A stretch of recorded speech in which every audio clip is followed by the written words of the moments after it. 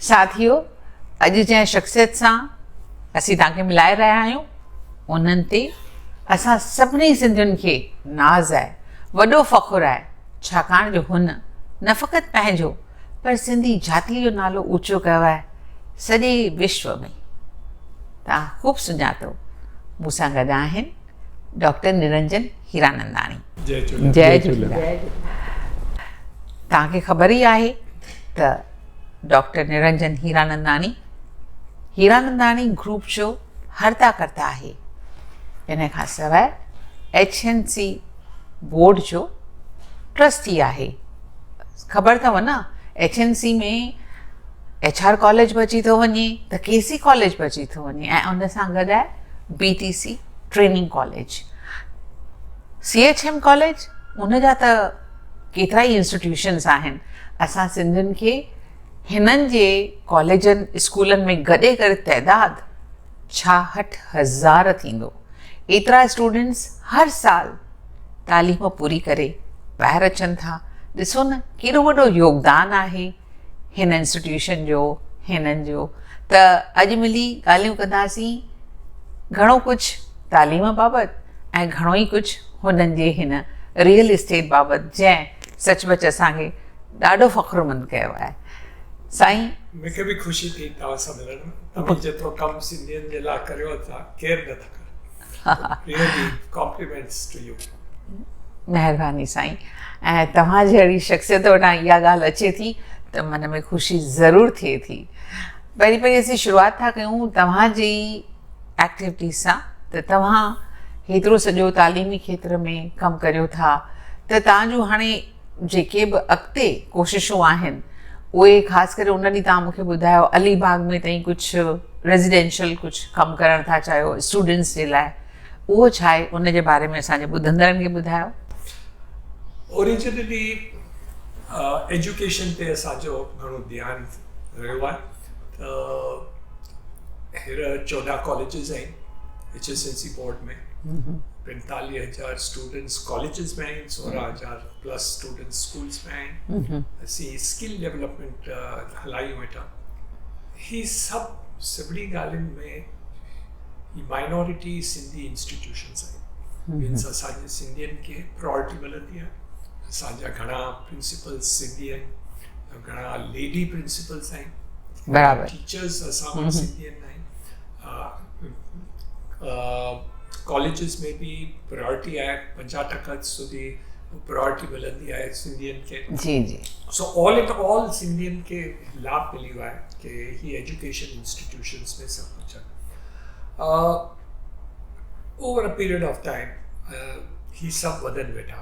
Colleges schools आहिनि, जीअं असां वटि 3 आर्ट्स साइंस कॉमर्स कॉलेजिस आहिनि। जीअं HR कॉलेज आहे, MMK नेशनल कॉलेज आहे, चांदनी बाई कॉलेज आहे।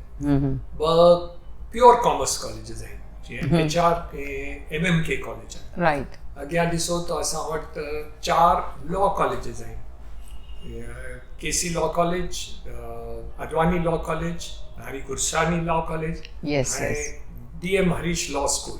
ही 4 लॉ कॉलेजिस आहिनि। 2 फार्मेसी कॉलेजिस आहिनि, जीअं कुंदानी फार्मेसी कॉलेजिस आहिनि, doctor Ilyich Hiranandani pharmacy college आहे। हिन जे अलावा हिकिड़ो टीचर्स ट्रेनिंग कॉलेज आहे, जो बॉम्बे टीचर्स ट्रेनिंग फेमस आहे, कोलाबा में ही आहे। त ओवरऑल ॾिसण वञूं त एतिरा माना फैले हुई आहे कि एजुकेशन असांजे सिंधी माइनॉरिटीज़ खे घणो लाभ मिलियो आहे। ओवर पीरियड ऑफ 60-65 इयर्स में घणो फ़र्क़ु थी वियो आहे। Almost 70 years. त हू हिसाब सां पाण ॾिसंदासीं त बोर्ड चङो कमु कयो आहे एंड फाउंडर्स बि बिगनिंग में स्ट्रगल कयो आहे। हाणे त सभु फली फूली सुठा इंस्टीट्यूशन्स आहिनि, लीडिंग आहिनि। ऐं भुलिजी वियसि 2 इंजीनियरिंग कॉलेज आहे, त घटमल शानी इंजीनियरिंग कॉलेज, घाटूमल इंजीनियरिंग कॉलेज आहे, हू बि त आहे। त ओवरऑल हिकिड़ो management institution MIM Mansukhani institute of management.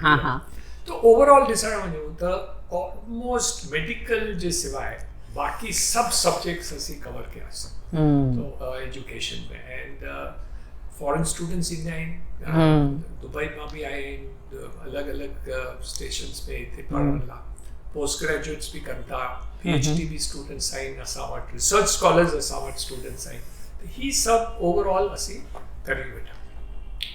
Main idea ही आहे कि असीं एजुकेशन भारत के कीअं वधायूं, राइट, एंड फोकस आहे कि सिंधियन माइनॉरिटी खे फ़ाइदो मिले, बिल्कुलु। कि भई हुननि खे प्रायोरिटी मिले थी। तो ऑलमोस्ट सब इंस्टीट्यूशंस में लगभग 50% रिजर्व सीट्स आहिनि, सब फुल नथा थियनि, माना पर अवेलेबिलिटी आहे, अवेलेबिलिटी 50% સુધી आहे वठनि था। प्रॉब्लम भी आहे, नॉट इजी, बिकॉज असांजे सिंधियुनि में सब सब्जेक्ट्स नथा खणनि, त सर्टन एरियाज़ जे सब्जेक्ट्स में थोड़ा पुठियां आहियूं, बिल्कुलु। पर ईअं ॾिसण वञूं जंहिंखे पढ़णो हुजे, जिनखे वीचार आहे कि असीं एजुकेशन वठूं, त असांजे बोर्ड में उन्हनि खे ईज़ी अवेलेबिलिटी ऑफ सीट्स मिलंदा आहिनि, ईज़ी, सही आहे, एंड लो कॉस्ट ते, एकदम घटि एजुकेशन कॉस्ट। कि मूंखे केरु मिलियो हुते रिसेंटली, जीअं 15 साल पहिरीं तव्हांजे कॉलेज में पास थिया आहियो, पर ऑलमोस्ट फीस त ज़ीरो जहिड़ो आहे, ऑलमोस्ट एकदम माना लो कॉस्ट फीस में। ईअं ॾिसण वञूं त ओवरऑल ॾिसो कि we are contributing to education of India, Bharat, पर असांजे स्टूडेंट्स जे लाइ, इंडियन स्टूडेंट्स के लिए स्पेशल मेरिट। पर सिंधी स्टूडेंट्स तव्हां वटि टोटल केतिरा हूंदा? 60,000 जेके तव्हां वटि आहिनि ॿार, उन्हनि मां अबाउट केतिरा परसेंटेज आहिनि? लॻभॻि 12-15 हज़ार हूंदा। ओके, 12-15 हज़ार। ऐं उन्हनि जे लाइ तव्हां हेतिरियूं सहूलियतूं करे रखियूं आहिनि, उन खां सवाइ केतिरा ई फ्री शिप ॾियो था, स्कॉलरशिप्स बि आहिनि, अलॻि अलॻि असीं ॾियूं था। अच्छा, त जेके सिंधी ॿार आहिनि उन्हनि में एजुकेशन लाइ चाह घटि आहे कि न असांखे असांजी सिंधी जाती अहिड़ी आहे जंहिंमें बिज़नेस करण जो वधीक शौक़ु आहे, इन जे लाइ ॿार हुन तरफ़ छिकिजी था वञनि? न, ग्रेजुएशन त घणा खणनि था हाणे, पहिरीं हो कि भई असीं न पढ़ूं त बि हले, पर हाणे ईअं कोन्हे, मोस्टली ग्रेजुएट સુધી घणा कनि था, पर हू वरी महिनत नथा कनि कि असीं स्कोर करियूं, कि असीं सुठो करियूं, पोइ त धंधे में लॻणो आहे, उहो वीचार नथा कनि कि पाण रैंक होल्डर हुजनि कि कुझु हुजनि। सेकेंड असीं ॾिसूं वेठा कि जेतिरो माना जीअं IIT में ही कॉलेजिस में कोशिशि करींदे हुन में वञण लाइ घणा घटि सिंधीज़ आहिनि, एंड सेंट्रल UPSC जीअं असांजे सर्विसिस आहिनि,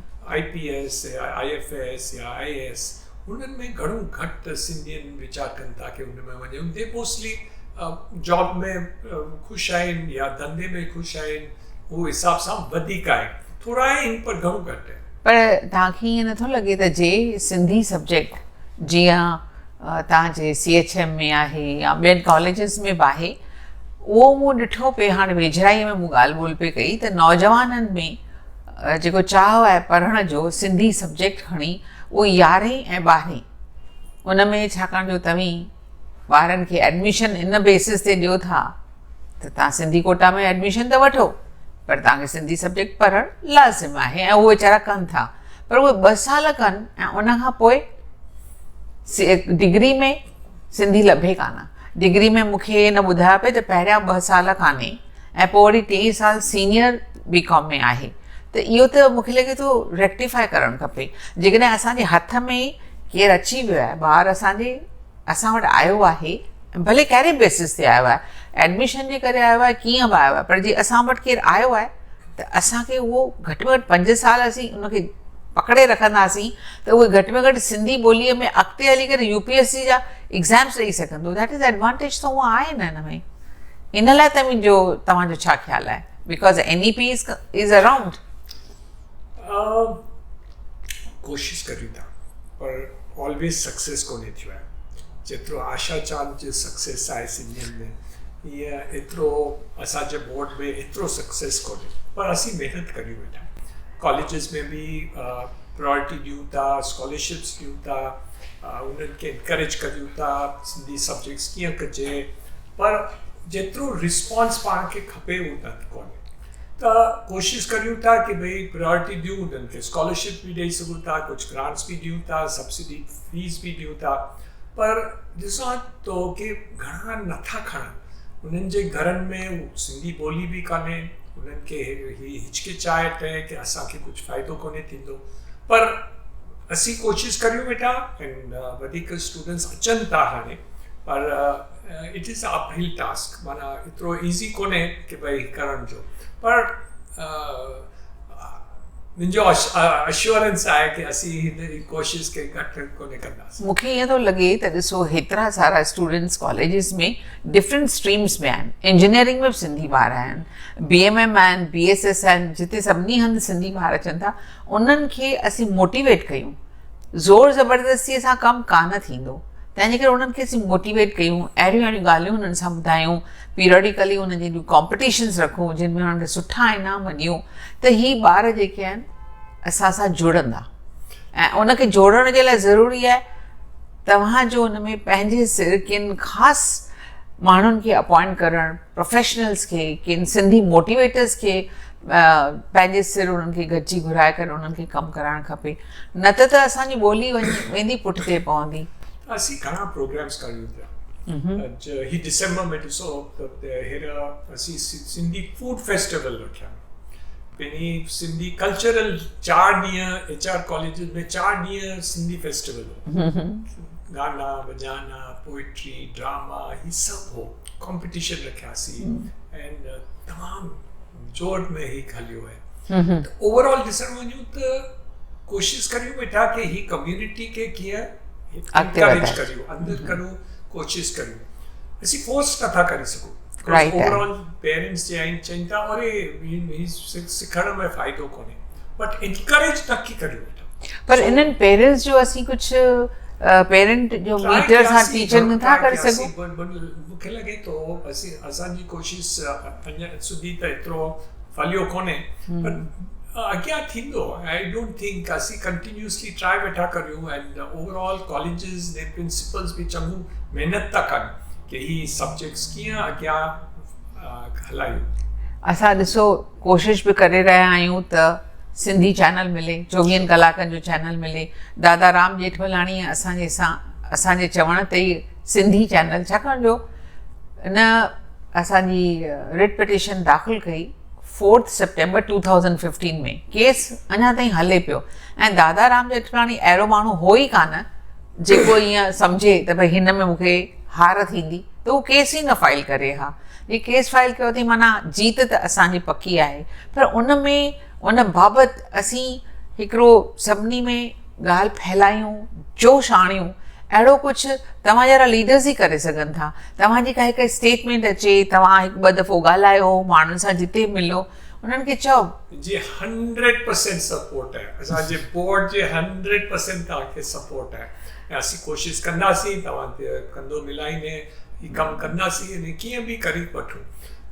ओवरऑल ॾिसण वञूं त मुंहिंजे हिसाब सां पाण सोशल मीडिया जे तव्हीं करियो वेठा, उनखे बि वधायूं, दूरदर्शन जे पुठियां बि लॻूं, गौर सरकार खे बि इनकरेज करियूं।